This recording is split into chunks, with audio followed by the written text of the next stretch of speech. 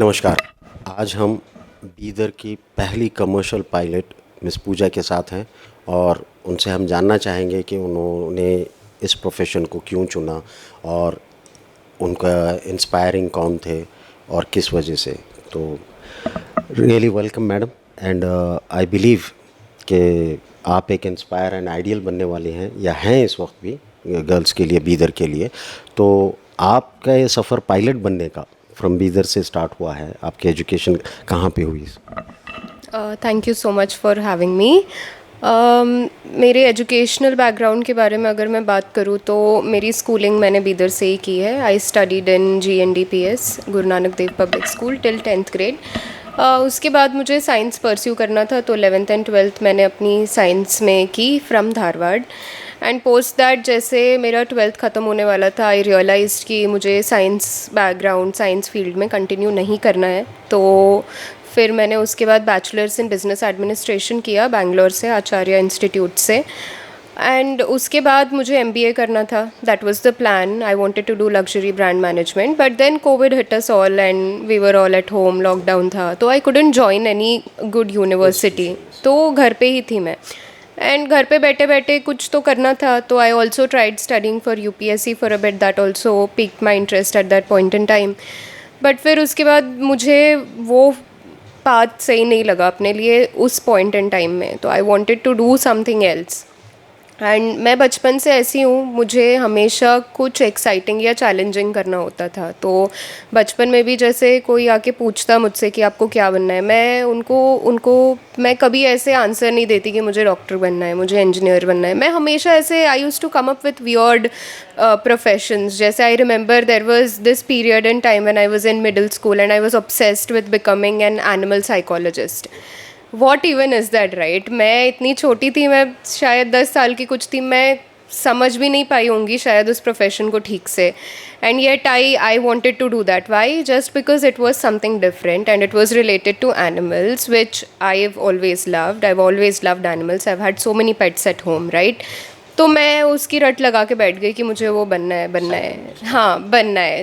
तो ऐसा ही हुआ। और जो कुछ भी मैंने किया, चाहे मैंने साइंस किया हो, चाहे मैंने बिज़नेस एडमिनिस्ट्रेशन किया हो, ऐसा मुझे अंदर से वो desire to learn everything about it, या फिर the will to do whatever it takes to achieve whatever I want to achieve in this particular field, वो मुझे कभी फील ही नहीं हुआ। And I was just doing it because उस point in time में मुझे जो इंटरेस्ट आया वो मैंने चूज़ किया और मैंने वो किया। मैंने कभी फ्यूचर के बारे में नहीं सोचा, ना मैंने अपने लॉन्ग टर्म गोल्स के बारे में कभी सोचा। तो ऐसे करते करते आई स्टार्टेड, लॉकडाउन के बाद UPSC का प्रिपरेशन कर रही थी, but I didn't feel like I should continue on this path. I had my own reasons for it. So during that time I came across a lot of people who were into aviation, and वो ऐसे हो गया कि I think I figured at that point in time कि universe is giving me a sign, because इतने कम span में आप इतने सारे लोगों को मिल रहे हो जो उसी इंडस्ट्री से है, और उससे पहले लाइफ में मैं कभी नहीं मिली थी जो एविएशन इंडस्ट्री में थे। तो जैसे उनसे बात करती थी एंड जैसे उनकी प्रोफेशन के बारे में मैं जानती थी, तो मुझे काफ़ी इंटरेस्ट आया एंड मुझे काफ़ी अच्छा लगा। It was very fascinating for me. तो I started researching about it and I started talking to people how to get in to it, what exams to write and what is the whole process, right? And it became very clear to me very quickly that this is something that I really want to do, and that passion, that will that I was talking about, I genuinely felt that when I thought about this profession, when I thought about pursuing this profession. तो gut feeling आई अंदर से कि हाँ, I should do this, and yeah, I went ahead with it. I talked to my parents and they were really supportive about it. They've always been supportive no matter what I wanted to choose. अभी तक आपको पता चल ही गया होगा कि I changed my profession so many times. Yeah, and every single time they were as supportive as ever. They've always had faith in me. They've always believed in me कि ये जो कुछ भी करना चाहती है ये कर लेगी. And yeah, by God's grace and by their grace I have. सो जैसे ही आप फील किए, आई थिंक हर आदमी ये सोचता है या हर स्टूडेंट अपने पार्ट ऑफ लाइफ में, क्योंकि वो डॉक्टरों से ज़्यादा इंटरेक्ट होता है, तो यूजुअली बचपन से लेके हम इस एज में भी डॉक्टर से ज़्यादा इंटरेक्ट होते हैं, तो डॉक्टर्स एक पर्सनालिटी ऐसा हो जाता है कि बहुत अट्रैक्ट हो जाते हैं कि यार डॉक्टर कैसे होते हैं, और डॉक्टर बनना है। और फिर एक आ जाता है कि कमर्शियल बनना है, तो कमर्शियल में यूजुअली हम लोग इंजीनियरिंग को प्रेफर करते हैं, इंजीनियरिंग के लिए जाते हैं।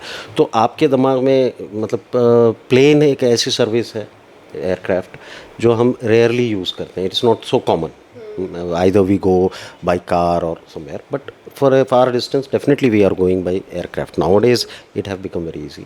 तो आपको कभी ऐसा फील नहीं हुआ, क्योंकि उतना तो आप पायलट्स को एडमायर नहीं किए होंगे जितना डॉक्टर और इंजीनियर्स को या सीए को, chartered accountant as your father, आपके फादर हैं, तो ऐसे जो आपके इर्द गिर्द जो लोग थे उनसे आप इंस्पायर नहीं हुए?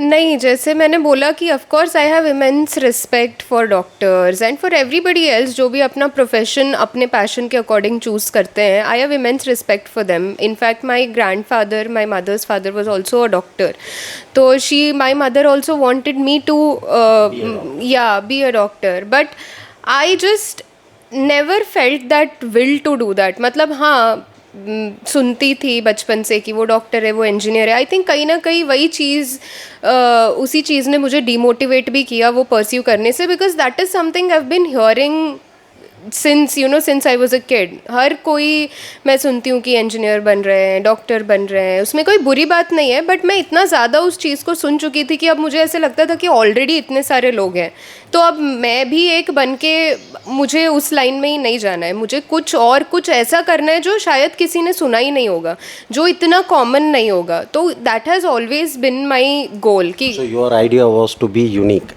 Yeah. You don't want to be common, but you want to be different than others. Madam एक चीज़ और ये कि जिस वक्त आप ये प्रोफेशन चूज़ किए और जब आप माइंड बना लिए कि मुझे करना है, so what was the reaction of your colleagues, your classmates और your friends? To be really honest, I had not disclosed it to anybody else कि मैं ये कर रही हूँ। In fact my relatives, they didn't know either that I was pursuing this. What was you doing that you hide it? आप उसको छुपा के रखे, जब तक आप अपना गोल अचीव ना कर लें तब तक उसको शांति से। There is the good reason for it. ऐसा नहीं है कि लोगों को नहीं बताना था या बताने से कुछ हो जाता। द रीज़न बीइंग, ये इतना नया फील्ड था और ये इतना नॉवल फील्ड था कि मतलब मैं किसी को नहीं जानती थी जो ये फील्ड में ऑलरेडी है। मतलब जो मेरे क्लोज़ है, जिनको मैं बचपन से जानती हूँ, या मेरे रिलेटिव्स में, नोबडी न्यू दैट। अगर ऐसा कोई होता तो मुझे भी थोड़ी सी हिम्मत आती कि हाँ मैं ये कर सकती हूँ। ऑल्दो मैं करने के लिए तो रेडी हो गई कि हाँ चलो ये प्रोफेशन चूज़ करते हैं, बट अब डर भी है कि क्या पता कर पाऊँगी नहीं कर पाऊँगी। Flying an aircraft is not an easy thing, it's not a small thing, right. And उसके पहले घर पे ना मैंने कभी कोई गाड़ी चलाई है, ना मैंने कोई स्कूटर चलाई है, तो सीधे I am going there to learn how to fly an aircraft and it's a risky job as well, right. तो वो थोड़ा सा आई वॉज स्केप्टिकल कि even my parents were sceptical कि हाँ ये हिम्मत दिखा के रेडी तो हो रही है, पर उधर जाके जब ये ट्रेनिंग स्टार्ट करेगी अपनी, तभी एक्चुअल में पता चलेगा कि ये कर पाएगी नहीं कर पाएगी। Because my parents are not the kind of people जो बोले कि हाँ अब इतने पैसे लग गए हैं, इस प्रोफेशन में घुस गई है तो करना ही पड़ेगा no matter what. You won't believe, starting में हर दिन जब मेरे पापा मुझे कॉल करते थे जब मैं वहाँ पे ट्रेनिंग में थी, every single day use to tell me, डर तो नहीं लग रहा, अभी मन तो ऐसा नहीं कर रहा कि नहीं करना है, अगर ऐसा कुछ है तो बिना हेजिटेट किए घर वापस आ जाओ, कोई बात नहीं, कोई कुछ नहीं बोलेगा तुम्हें कि क्यों नहीं कंटिन्यू किया या फिर इतने पैसे बर्बाद हो गए, कोई नहीं बोलेगा। If you overall your parents were very supportive और ड्यूरिंग ऑल दिस टाइम, ये सपोर्ट करने वाले मिल गए। तो इसके लिए मैडम मैं ये जानना चाहूँगा कि आपको इस प्रोफेशन में जाने के लिए क्वालिफ़िकेशन क्या लगे? क्वालिफिकेशन आपकी ये लगेगी कि आपको 12th, you must have clear your 12th in science, you need to have physics maths as your subjects and you need to have at least I think around 50% marks in that, and this is the basic qualification. Plus इसके बाद आपको DGCA के exams clear करने पड़ेंगे, which you can do while your training और even before your training as well. तो वो 7 exams होते हैं एंड आपको वो 7 एग्ज़ाम क्लियर करने पड़ेंगे। This is the basic qualification. So आप जब ज्वाइन किए तो इसमें फ़िज़िकल फ़िटनेस को भी कुछ इम्पोर्टेंस मिलती है, इसका कोई क्राइटेरिया है फ़िज़िकल, जैसे कि एजुकेशन का तो हो गया एकेडमिक साइड, तो फ़िज़िकल में भी क्या, क्योंकि हमने सुन रखा है कि स्पेशली उस पे आँख पे बहुत ज़्यादा ध्यान दिया जाता है। हाँ, फिज़िकल भी आपको पूरा अपना मेडिकल करवाना पड़ता है before you join, before you go for the training, right. तो वो मेडिकल दो तरह के होते हैं, एक क्लास 2 मेडिकल होता है, क्लास 1 मेडिकल होता है, एंड वो सारे मेडिकल आपको DGCA अप्रूव्ड ऑथराइज्ड डॉक्टर्स के यहाँ से ही आपको करवाने पड़ते हैं। तो class 2 is the basic medical which is the first step. तो उसमें भी काफ़ी सारे आपके टेस्ट्स होते हैं, every aspect of your body is checked and made sure that you do not have any kind of कुछ लिमिटेशन जो आपको रोक सके। तो वो चेक होता है। उसके बाद आपका क्लास 1 होता है जो एक एयरफोर्स सेंटर में हो सकता है या फिर कोई ऑथराइज्ड डॉक्टर के यहाँ पे भी हो सकता है। तो उसमें basically from your head to toe everything is checked, right. All kinds of tests happen and all the parameters are checked, and उसके बाद if there is something which can be corrected then the doctor will advise you accordingly, and then you will give the tests again and then you will be cleared. But if there is some problem which according to the authorized doctor limits you from performing the duty, then you might have a problem. तो that is there. And आँखों का ऐसा होता है कि you can wear your spectacles, even आपका अगर number है तो चलेगा, बट विथ स्पेक्टिकल्स और without spectacles your vision should be 6/6। So that is the main requirement. So आप जब एडमिशन लिए वहाँ पे गए तो ये जो जर्नी शुरू की, आपका जो कोर्स था ट्रेनिंग का, तो इसका टोटल पीरियड कितना था?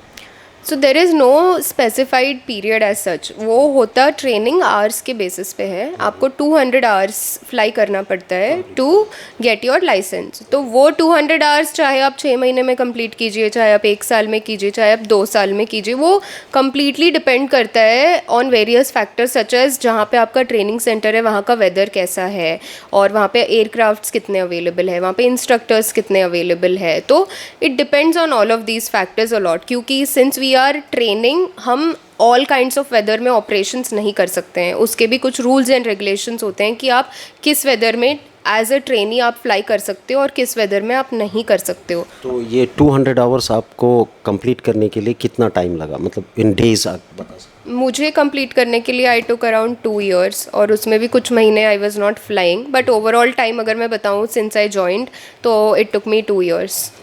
तो फर्स्ट जो आप एयरक्राफ्ट में एंटर हुई, the first part of your training, तो what did you felt at that time? So the first flight which you take, right, that is called an AirX, which means air experience. Basically जो first flight पे आप जाते हो, आप अपने instructor के साथ जाते हो, और first flight में वो आपको aircraft के controls दिखाते हैं। So basically you just have to sit there and observe, right.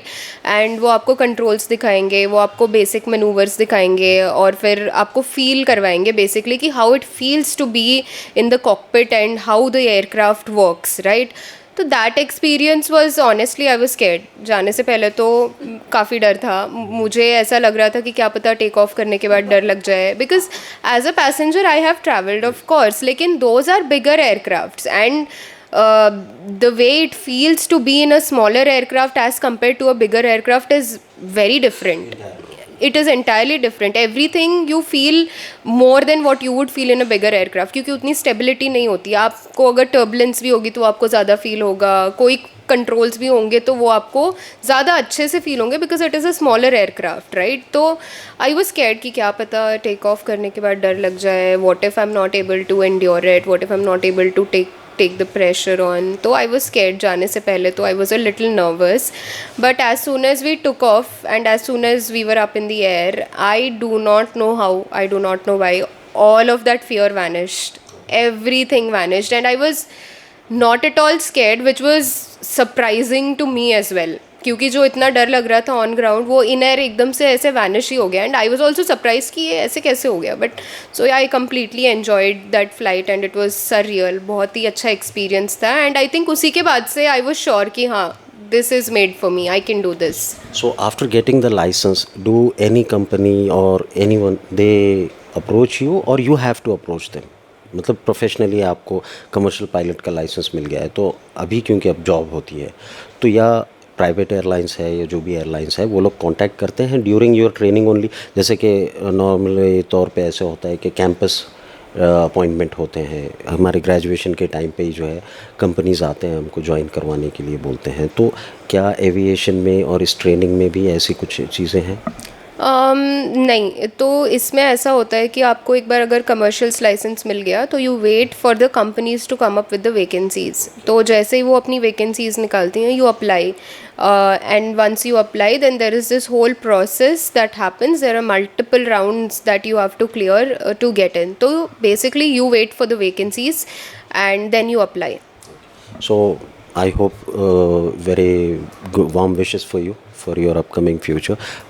What message you want to give to the same colleagues or girls of the Bidar? Because it's a backward and very rare people get such kind of ideas. So what message would you like to give to your another girls, upcoming girls?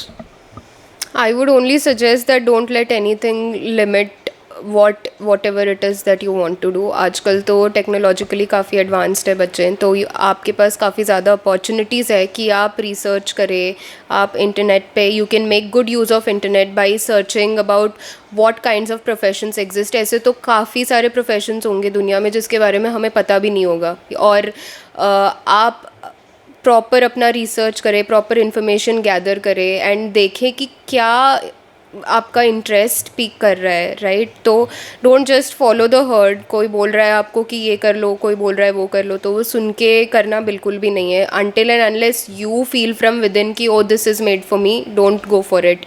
You can explore, of course, try different things, you can explore, try different professions, try studying about different things and see what really makes you feel alive. You should always choose a profession which scares you a little bit, but you're more excited to pursue it. Even if it is scaring you, you still want to go ahead and pursue it because you know you can do it. That is one thing. And secondly, I know there's a lot of pressure from the society and from the parents as well, right?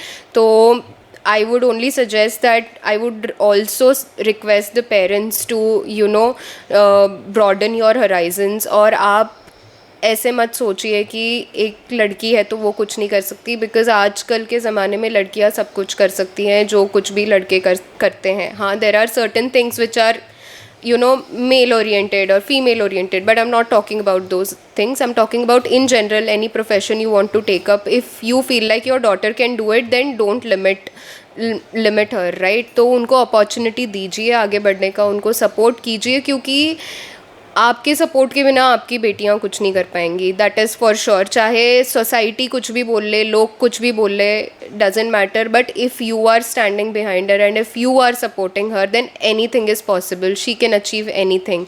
तो बस यही message रहेगा कि you can do anything and I hope the parents are also supportive enough. So anyhow, Miss Pooja have reached on that profession where the sky is the limit, I believe so. No, the sky, I have chosen the profession where the sky is not the limit, it is just the beginning. Sky is the beginning. So you have changed the quotation. Anyhow, nice to talk with you, madam, and I am very thankful to you for giving us your time. Thank you so much. Thank you.